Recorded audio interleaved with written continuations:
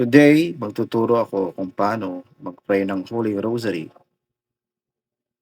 Kung saan ako nakaturo, doon kayo mag-hold. So first, hold the cross, then mag-sign of the cross kayo. After mag-sign of the cross, i-pray nyo yung Apostles' Creed or in Tagalog, sumasampalataya.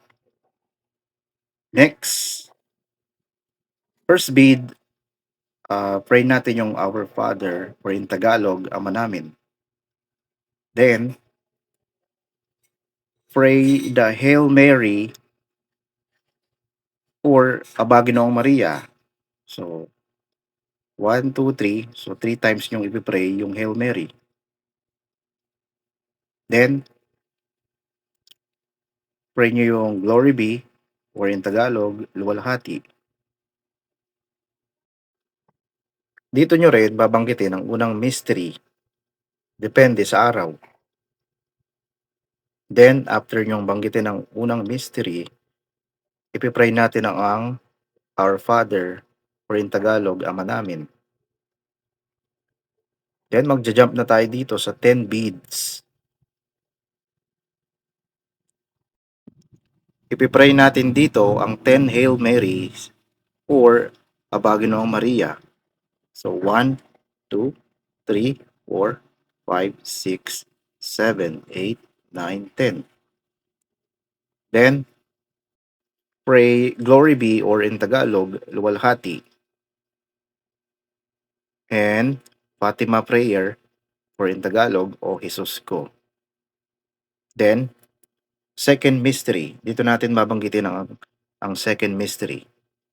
After the second mystery, ipipray natin ang Our Father or in Tagalog, Ama namin. Next, another 10 Hail Mary or Aba Ginoong Maria.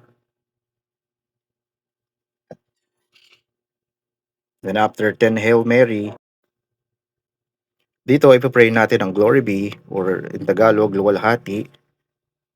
Then Fatima Prayer or in Tagalog, O Jesus Ko.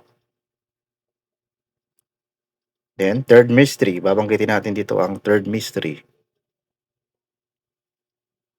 Then after the mystery, ipipray natin ang Our Father or in Tagalog, Ama namin. Then next, another 10 Hail Marys or Aba Ginoong Maria. Dito, ipipray natin ang Glory Be or sa Tagalog, Luwalhati. Then Fatima Prayer or Jesus Ko. Then sasabihin natin ang fourth mystery. Then after the mystery, ipipray natin ang Our Father or Ama namin.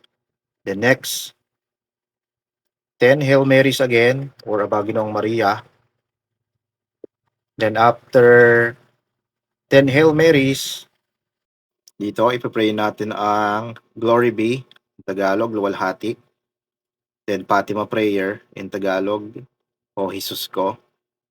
Then babanggitin natin dito ang fifth mystery.